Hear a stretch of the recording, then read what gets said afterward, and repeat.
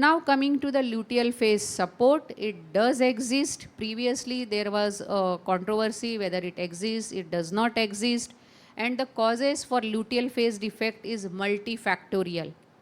The luteal phase defect is because of abnormal folliculogenesis, inadequate LH surge, inadequate secretion of the progesterone by corpus luteum, and aberrant end organ response by the endometrium.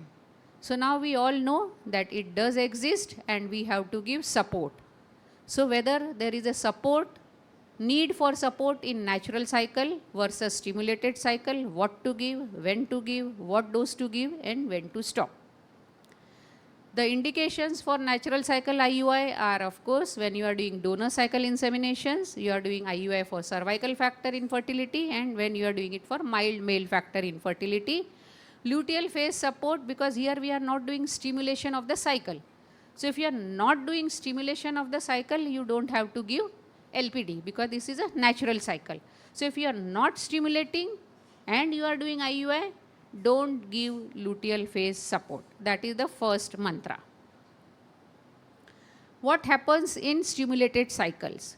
In stimulated cycles, the multiple follicles of different size develop. They ovulate at different times, expanding the fertilization window.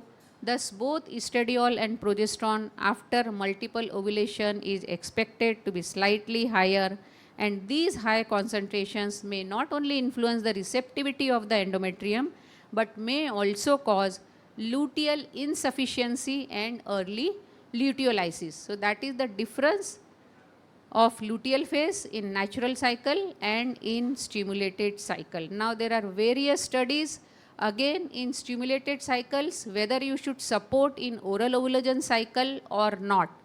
So these are various studies which support the luteal phase treatment with oral ovulations. These are various studies which does not favor luteal phase support when it comes to oral ovulation stimulation. But practically speaking, even if we are doing oral ovulation cycle, we are giving them. This is just practical, I am telling you, not evidence-based. Guidelines does not support, because all the guidelines tells you not to give luteal phase support if it is a clomiphene or letrozole stimulated cycle. Now coming to the gonadotrophin cycle.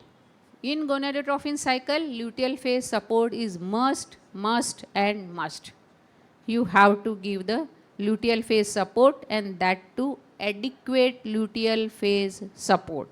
Again, I am not going into the details of study, but the crux of all the studies is that luteal phase support is mandatory if it is a gonadotrophin stimulated cycles. Now what to give?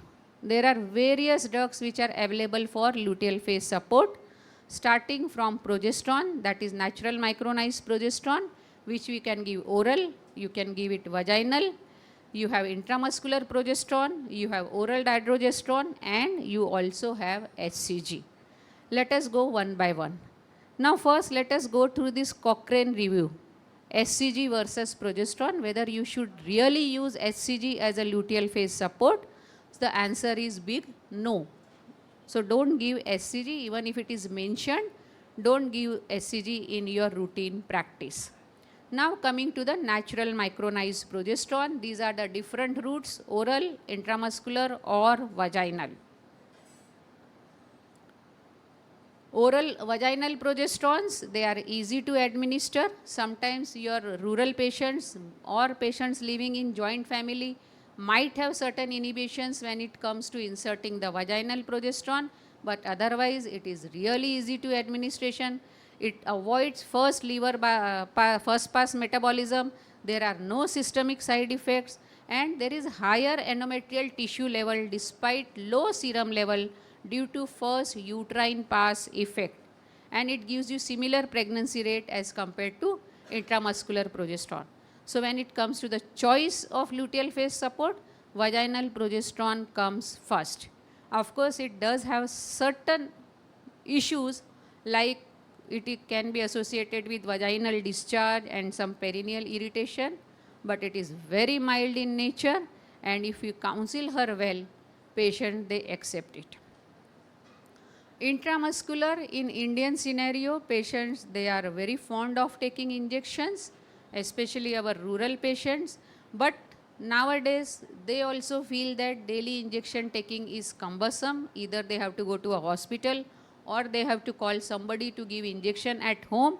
So injections are taking a back seat because it requires trained medical personnel. Oil-based progesterone injections, big no-no because they are very, very painful. But now we are having aqueous preparations which you can use. If it is gonadotrophin cycle, the dose should be 50 rather than 25 of your aqueous injections. Dydrogesterone is taken a big jump, a big leap because of its oral route, and there are many studies. You all must have read about the Lotus 1, Lotus 2 and so many studies and the non-inferior studies. So in our practical scenario, oral dydrogesterone can be considered if your patient is having certain reservations about vaginal progesterone. They are available now in sustained release formulations also. You can give 10 mg BD or you can give 20 mg SR preparations. If gonadotrophin cycle, give her minimum 30 milligram of dydrogesterone. Ideally, all the studies are saying that you should not combine these luteal phase support agents, like you are giving oral dydrogesterone also and you are giving vaginal sustained micronized progesterone also. For IUI, one luteal phase support is enough. So there is no need to combine. In IVF, we do combine because we are giving very high doses of gonadotrophins, and we combine in the belief that at least patient will be compliant to one method, at least that method will have the needed blood levels and there will be implantation. But IUI, you can stick to 30 milligram of oral dydrogesterone or you can stick to natural micronized progesterone. Again, oral tablets are also available of natural micronized progesterone, but they are not that good. So we avoid oral natural micronized progesterone, and some patients, they really feel dizzy. Prefer vaginal micronized progesterone. They are available in the form of vaginal tablets and vaginal gel. So if you are using it IUI, vaginal gel HS is more than enough even in your gonadotrophin cycle.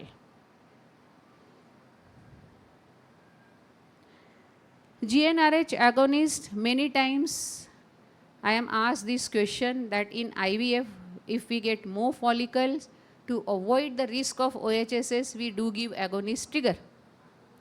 So in IUI, whether you can give agonist trigger? The answer is no, no, no. Because if there are more than 3 follicles, you are giving agonist trigger, the chances of multiple pregnancy are still there, and with agonist trigger, your chances of clinical pregnancy rate decreases. So I have added this slide only for the discussion part. In practical day-to-day practice, we don't give agonist trigger for IUI stimulated cycles. Dose, I have told you, natural micronized progesterone capsules are available in 200, 300, 400 milligram tablet. If at all you want to give oral natural micronized progesterone, give 200 BD. These are the vaginal progestin pessaries doses, and dydrogesterone dose I have already told you. Now when you should stop? If she has failed, she has got her menses, naturally she will stop. But if she becomes pregnant, when to stop this supplementation? Again, there are many school of thoughts. Some says that the moment UPT is positive, you can stop. Some continue till 7 weeks of gestation. I mean, still they see the fetal cardiac activity. In IUI, it is enough that you can stop at 7 to 8 weeks of gestation. In IVF, we do continue up to 12 to 14 weeks of gestation. So this is just a summary that natural cycle IUI, no. For oral ovulagens, ideally no, but you can give. But for gonadotrophin cycle, it's a must. Don't combine 2 forms of supplementation. Give only one, either dydrogesterone or